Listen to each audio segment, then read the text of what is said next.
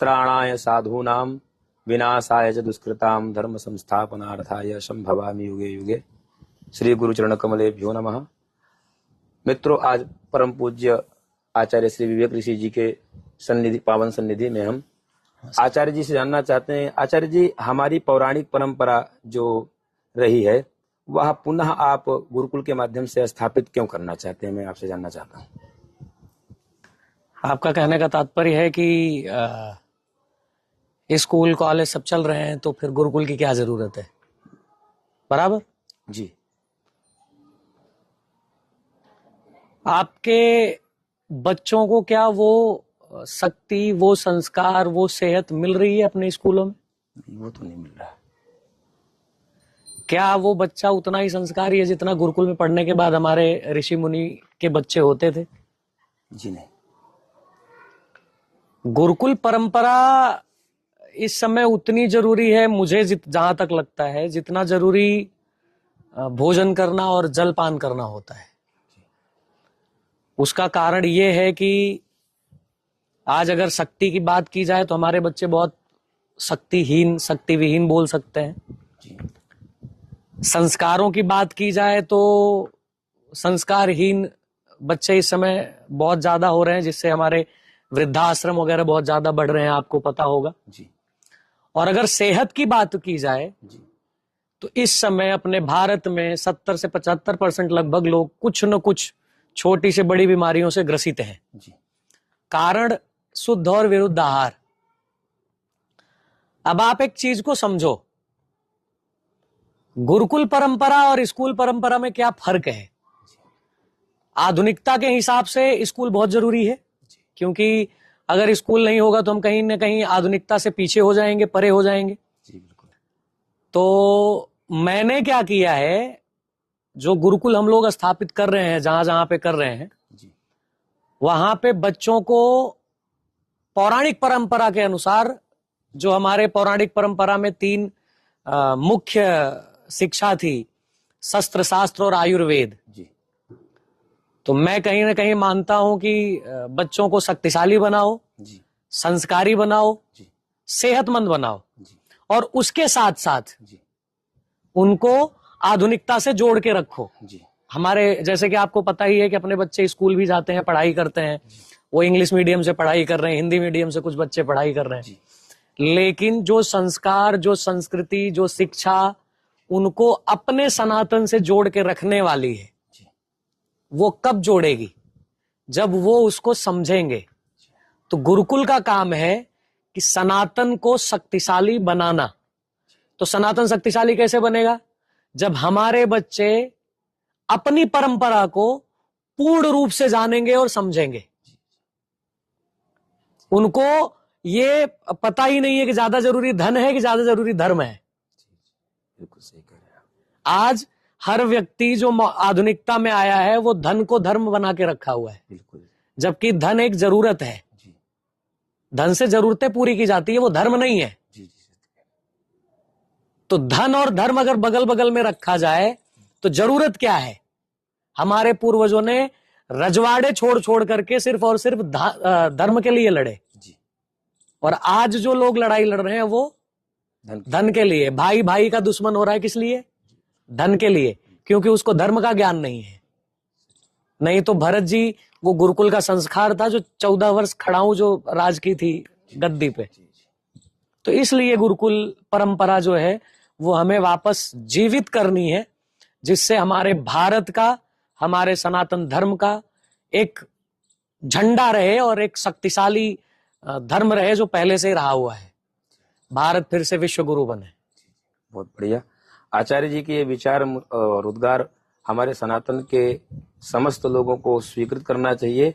और आचार्य जी के माध्यम से मैं पुनः निवेदन करूंगा कि सनातन संस्कृति में तो ऋषियों की परंपरा रही है, परंतु ऋषियों की ही परंपरा को प्रामाणिकता आपके माध्यम से सिर्फ क्यों दी जा रही है? उसका कारण है कि मैंने बताया ना कि सबसे पहले हम जिन चीजों को छोड़ देते हैं, पीढ़ियां बीत जाती है और वो चीजें रहती ही नहीं है, तो फिर धीरे धीरे कहीं ना कहीं वो विलुप्त होती चली जाती है। तो कोई आपके जैसा या मेरे जैसा या कोई और ऐसा जो एक सामान्य घर से निकलता है और बोलता है कि मुझे धर्म की वो चीजें वापस खोज करके लानी है जो विलुप्त हो गई है, तो कहीं ना कहीं हमारे गुरुओं की प्रेरणा रही है, हमारे गुरुओं की शिक्षा रही है, जो हम लोग वापस उसको लाने का प्रयास कर रहे हैं। आज की आधुनिकता के जीवन में लोग अपने बच्चों का पेट नहीं पाल पा रहे हैं। और आचार्य जी, आप इतने 40-50 बच्चे यहाँ और दूसरे वाले गुरुकुल में, हर जगह जगह पे जो आपके गुरुकुल चल रहे हैं, ये कैसे आप मैनेज कर लेते हैं? देखो, एक चीज बताऊं, हमारे सनातन धर्म की सुंदरता सबसे बड़ी क्या है पता है? जी। लोगों का भाव बड़ा निश्चल है, बहुत निश्चल रहते हैं। जी।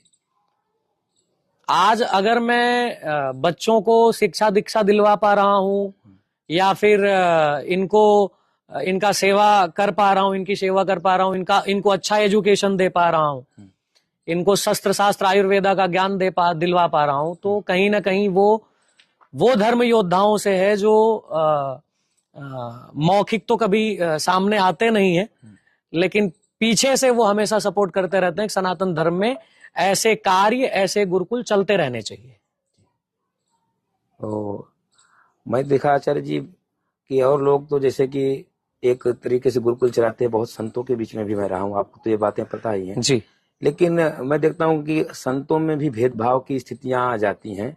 लेकिन आप तो उन बच्चों को, जिन बच्चों को आप अडॉप्ट करते हैं या जिन बच्चों को गुरुकुल में लाते हैं, यानी उनके लिए मैंने आपका क्रोधी स्वभाव भी देखा कि जब बच्चों के प्रति बात आती है तो आप अपने निजता के मित्रवत व्यवहार को या अपने निजी रिश्तेदारी को भी गौड़ करके और उन बच्चों के प्रति पूर्ण समर्पित हो जाते हैं। यह भाव कैसे आपको अंदर से प्रेरित करता है? कैसे आपके अंदर भाव आते हैं? जीवन में बदलाव नहीं लगता है मुझे? जीवन में महाराज जी, दो चीज का ध्यान रखना। मैं हमेशा इस बात को हमेशा कहता हूं जी। मैं सन्यासी या संत दो को ही मानता हूं। जी। पहला, जी, जो बचपन से अपने गुरु के पास रहा हो, जो पूरी दूसरी दुनिया न देखा हो। जी। और दूसरा, जो राजा रहा हो, जी। राजा के बाद सन्यासी बन गया हो। जी। तो मैं ऐसा तो नहीं बोल सकता हूं कि मैं राजा था, जी। लेकिन हाँ, ऐसा था कि मुझे कभी भी मैं अभाव में नहीं जिया हूं। तो मुझे वो माया, जो जिसको धन बोलते हैं, मुझे धन की आवश्यकता क्यों पड़ती है महाराज जी? क्योंकि मैं वो कार्य कर रहा हूं, वहां पे उसकी जरूरत है, उसके बिना वो कार्य नहीं हो सकता। लेकिन पर्सनली यूज के लिए मुझे धन की उतनी आवश्यकता नहीं है। 2 वक्त की रोटी मिल जाती है, एक कपड़ा मिल जाता है, लकड़ी का पादुका मिल जाती है, बहुत हो गई अपने लिए। और आप कितना भी धन इकट्ठा कर लें, कितना भी धन बोरी में रख दें, आपके जाने के बाद जो वहां पे रहेंगे वो उस धन को अपने हिसाब से उसका व्यय करेंगे, अपने हिसाब से उसका यूज करेंगे। तो आप समझिए कि उस धन को हम इकट्ठा करके क्या करेंगे? मतलब आपके कहने का तात्पर्य कि चींटियां भले अन्न खूब इकट्ठा करें, हाँ, लेकिन खाता कोई दूसरा है, खाता कोई धन कोई दूसरा, चाहे जितना कमाए, बिल्कुल, लेकिन उसका यूज कोई दूसरा करता है। आपके कहने का तात्पर्य है। बिल्कुल। क्योंकि मैंने देखा, और इस चीज को भी मैं, ये जैसे साधना में कुछ दिन के आपकी सन्निधि मुझे मिली, माता जी के स्थान पे जाना, खोड़ियार माता के यहाँ पे जी। तो ये सब उसका चमत्कार है महाराज जी की जब आप बोलते हैं लोग अट्रैक्ट हो जाते हैं। किसी साधना का प्रभाव है कि ये किसी जादूगर जैसी आपकी जुबान किसी ने बनाई है कि ये कोई दैवीय कृपा है आपके ऊपर, ये बताने की? देखिए महाराज जी, इसमें क्या होता है, हाँ। जब आप सत्य हो ना, जी। सच्चाई के रास्ते पे जब चलते हो, जी। तो आपको किसी सिद्धियों की जरूरत पड़ती ही नहीं है। जी। क्योंकि आपको कोई चीजें बनावटी नहीं बोलनी पड़ेगी। आप जो सामने हो वही पीठ पीछे हो, तो आपको डर ही नहीं है। और किसी भी व्यक्ति का भाव तब दिखता है जब वो डरता है। जब वो खुश रहता है तो उसका भाव अलग दिखेगा, जब वो डर रहा है तो उसका भाव अलग दिखेगा, जब वो गुस्से में है तो अलग भाव दिखेगा। तो मुझे जो आप खुश हमेशा हंसते हुए देख रहे हैं या फिर गुस्से में देख लेते हैं कभी कभी, तो ये दोनों भाव मेरा सिर्फ एक चीज को लेकर के है, सनातन को। मेरा भाव सिर्फ और सिर्फ, मैं निश्चल तो नहीं बोल सकता क्योंकि उसमें सबका एक मतलब होता है, तो मेरा एक मतलब है कि हमारा सनातन धर्म के योद्धा तैयार हो, तो मैं भी मतलबी हूं। लेकिन मेरा मतलब सनातन धर्म को लेकर के है कि मुझे सनातन धर्म को शक्तिशाली कैसे बनाना है, मैं कैसे बना सकता हूं। रही बात साधना की, तो गुरु जी के पास में जो शिक्षा दीक्षा मिली है वो अपने साधना करते हैं, आप भी करते हैं जी। और खोड़ियार माता और महादेव हमारे जितने देवी देवता हैं ये अपने आप में एक अदृश्य शक्ति है। महादेव को तो हम लोग परंपराओं से जानते हैं, लेकिन ये खोड़ियार माता का नाम कैसे और किस प्रकार से आप इनके बारे में खोड़ियार बताइए? माता की जो है ये गुजरात में इनकी मान्यता बहुत ज्यादा है। वैसे माता लक्ष्मी का स्वरूप मानी जाती है। अच्छा अच्छा, मतलब कमला खोड़ियार माता का। माता, हाँ 10 महाविद्या में जो कमला बिल्कुल। देवी, उसका स्वरूप। और खोड़ियार माता जी जो हैं वो खास करके यहाँ के पटेल समाज जो गुजरात के हैं लगभग उनकी कुल देवी भी है। अच्छा अच्छा। और अद्भुत शक्ति है, अद्भुत है माँ। और हम तो भाग्यशाली हैं कि माँ के शरण में हम जा करके माँ की सेवा थोड़ा बहुत कर पाते हैं, पूजा पाठ कर पाते हैं, तो सौभाग्य की बात। पूर्व का प्रश्न मैंने आपसे किया, उसमें जैसे आपके कहने का तात्पर्य यही समझूं कि जो निर्मलता से रहता है उसी को जो सच्ची निश्चल भाव रहता है, निश्चल तो भाव, वो व्यक्ति सही पे सही और गलत पे गलत, क्रोध के समय बिल्कुल क्रोध और प्रसन्नता की मुद्रा में प्रसन्नता। बिल्कुल। आप मतलब बनावटी मत बनो। वो जो बोलते हैं ना लोग, हाथी के दांत दिखाने के कुछ और, खाने के कुछ और, महाराज जी तो जैसे ये कि कुछ और वाले में मत रहो। गुरुकुल का उपक्रम लेकर के चले, इसमें बाधाएं तो बहुत आई होंगी शुरू में, अब कैसे अचानक कैसे प्राप्ति हो जाती है? लक्ष्य को लेकर के कुछ ना कुछ तो होता ही है। अब बाधाओं का तो अब क्या बोले, कैसे इतना कर पाए आप? देखो सब चीजें तो वीडियो में नहीं बता सकते, लेकिन इतना जरूर है कि जीवन है तो संघर्ष है जी। और संघर्ष ही जीवन है जी। तो है, बस संघर्ष करते रहना है, लड़ते रहना है, धर्म का काम करते रहना है। हमारे पूर्वजों को तो घास की रोटी खानी पड़ी, तो हम तो कम से कम उतना अपनी विडंबनाएं हमारी नहीं रही है, तो बस चल रहा है। अपने बच्चों को भी देखा मैंने कि जब उनके माता पिता आते हैं गुरुकुल में, तो जैसे छुट्टी में चलना है करके, तो बच्चे बोलते हैं मैं तो गुरुजी के साथ रहूंगी, वहां नहीं जाएंगे। तो ये सब कैसे, मतलब इतना अपनापन कैसे आप दे पाते हैं? लोग अपने बच्चे को इतना अपनापन नहीं दे पाते।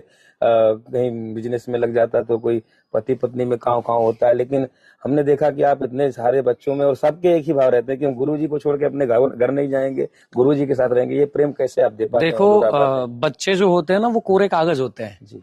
मतलब उसमें कुछ लिखावट नहीं होती। जी जी। और गुरु परंपरा में, आपको ऋषि परंपरा में पता ही है कि बच्चे बचपन में ही गुरु जी के पास चले जाते थे। ठीक।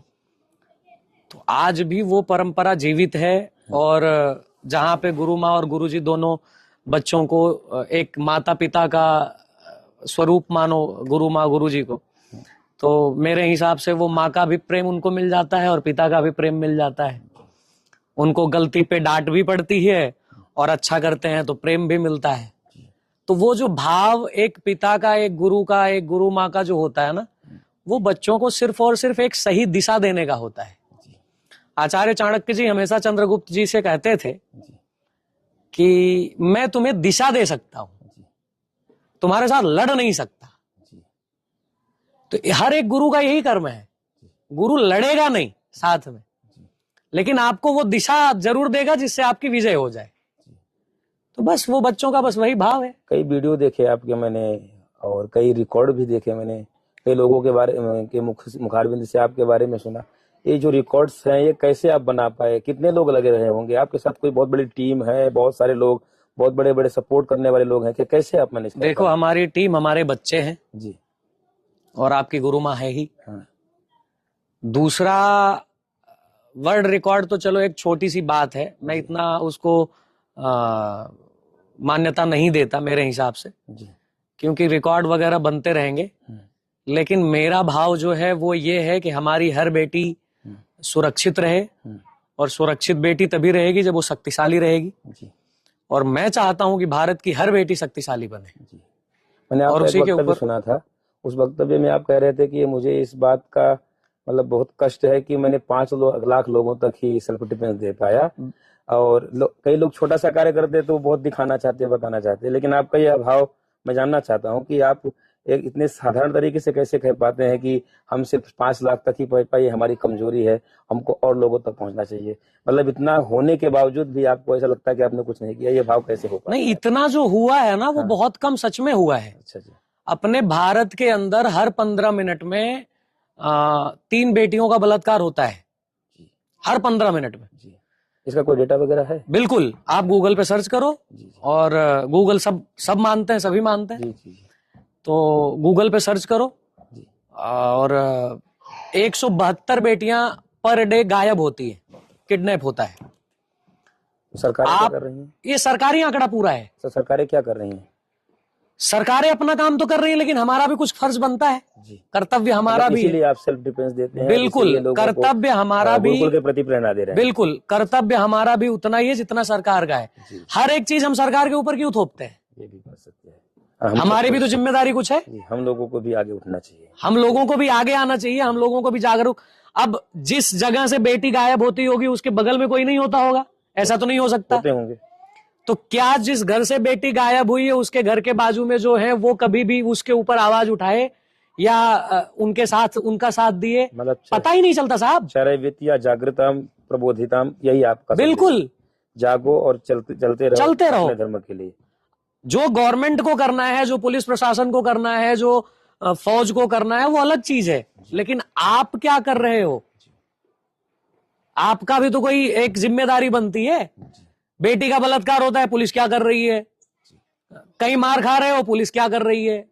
भाई कम से कम अपनी सुरक्षा, जब तक पुलिस आएगी तब तक के लिए सुरक्षा जो हमारी है, हमारा जो अधिकार है, जो हमारा संविधान अधिकार भी दिया है हमें कि अपनी सुरक्षा के लिए आप लड़ सकते हो, तो अधिकार का इस्तेमाल क्यों नहीं करते? मूलतः यही कि हमारी जो सनातनी परंपरा रही है कि महाभारत या रामायण रामचरितमानस का जो आदर्श हमारे जीवन में स्थापित है कि एक न्याय के लिए खुद से भी लड़ना चाहिए। बिल्कुल, खुद से भी शस्त्र को उठाना चाहिए। यही आपका उद्देश्य। आप शक्तिशाली हो जी तो आपकी आवाज लोग सुनेंगे। जी। अगर आप कमजोर हो जी तो आपको कोई नहीं सुनने वाला है। इसलिए शक्तिशाली बनना बहुत जरूरी है। आदरणीय पूज्य ऋषि जी, आप जी से मिल करके और परित्राण के समस्त दर्शक तथा सनातन धर्म के जिन भी बिंदुओं के माध्यम से यह जन जन तक के लिए जागृति जाए, यह वीडियो जाए, हम सबको आपका कृतज्ञ बनकर रहना चाहिए। बहुत बहुत धन्यवाद। जैसे महापुरुष इस कार्य के लिए महापुरुष तो वो है जो हम नहीं महापुरुष देखिए, आज के साधुशाही भाषा में लोग महापुरुष का सिर्फ एक लेबल लगा लेते हैं। मैं किसी का विरोध नहीं कर रहा हूँ, प्रतिकार नहीं कर रहा हूँ। कई बार आप मुझे रोके टोके भी है कि महाराज जी कभी कभी आप भूल जाते हैं, तो मैं किसी की आत्मा में ठेस न पहुंचे, परंतु कहना पड़ता है कि महापुरुष का लेबल लग जाना या किसी आचार्य की पदवी लग जाना कि फलाने आचार्य फलाने जगत गुरु हैं, लेकिन जो जगत गुरुओं को करना चाहिए, आचार्यों को करना चाहिए। महापुरुष आपके विचारों से सुन के मुझे ऐसा प्रतीत होता है कि महापुरुष तो कोई यहाँ पैदा हुआ नहीं है, चाहे वो सिद्धार्थ रहे हो, बाद में बुद्ध बने हो, यानी ये महापुरुष बनना पड़ता है चित्र के माध्यम से, चरित्र के माध्यम से। बिल्कुल जी महाराज जी, हम आपके कृतज्ञ हैं और आपका सभी सनातन धर्म का जो व्यक्ति है कृतज्ञ बने और आपके बताए हुए मार्ग पर चल करके सनातन की संस्कृति की रक्षा में आपका सहयोग करे और ऐसा और भी लोगों को बनाने की प्रेरणा दे, यही मैं प्रार्थना करता हूँ। दर्शकों, हम पुनः नए वीडियो के साथ महाराज जी की एक नई चर्चा में, श्रृंखला में उपस्थित होंगे। आज के लिए इतना ही। हर हर महादेव। हर हर महादेव।